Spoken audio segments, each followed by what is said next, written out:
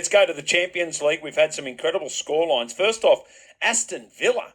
What about this performance against Club Brugge? First leg, 3-1, and that's away. This is really, really good news for a side that hasn't had the greatest season thus far. Nick? No, it's been much more difficult for them, hasn't it, this year? We talk about a sort of second series syndrome in sort of television terms. This has been a bit like that for Villa. They had a very, very strong start. I mean, they've had some great results in Europe throughout. They beat Bayern Munich in the group stage, which was a famous result. But they kind of gone off the boil. They haven't been as strong in the Premier League for sure.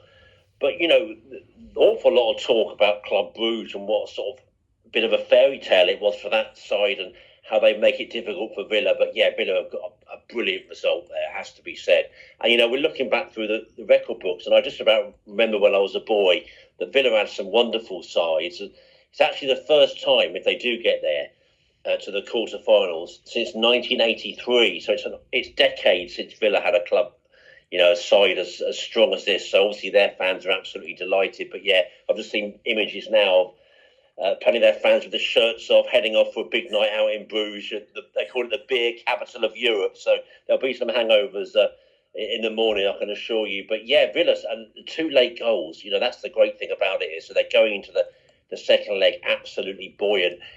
I mean, it's no away goals now, so everyone seems to think it's absolutely done and dusted. I would be a bit cautious about that, you know.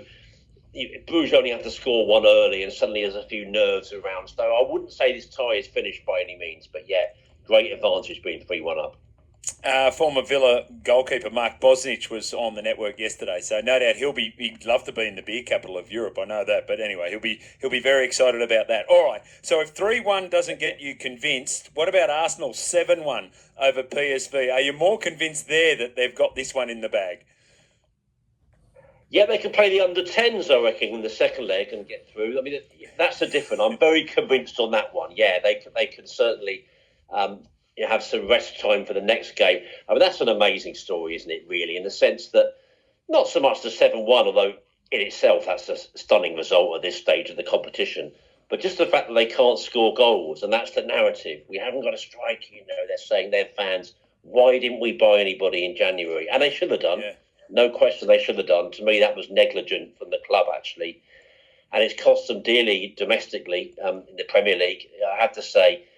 But, you know, tonight to get 7 and 6 different scorers, I mean, it's just a brilliant victory. They're no mugs PSV. I mean, they were made to look very ordinary tonight. But, yeah, it's a marvellous result for Arsenal.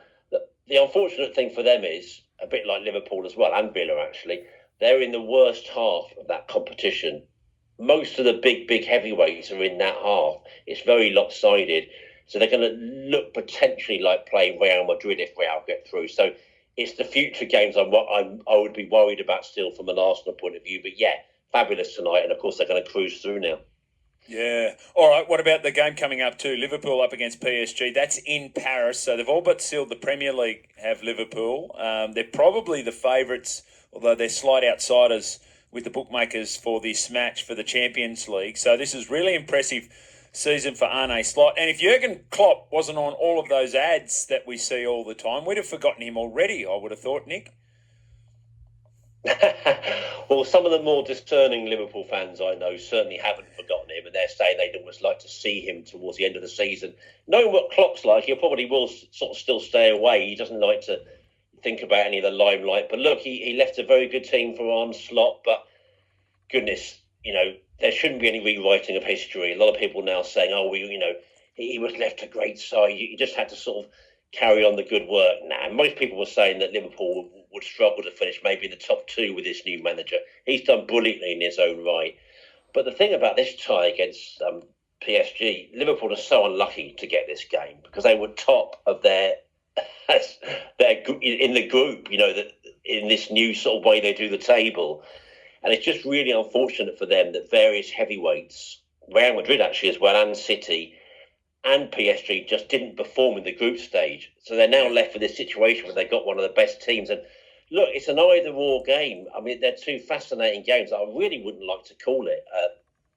PSG obviously are desperate to get their first European Cup. They've got so many exciting players. but Liverpool are in form too. I mean, this is a real knife edge one. I mean, I often made a silly joke that Nostradamus couldn't call it, but he'd have his work cut out. Yeah, he'd have his work cut out.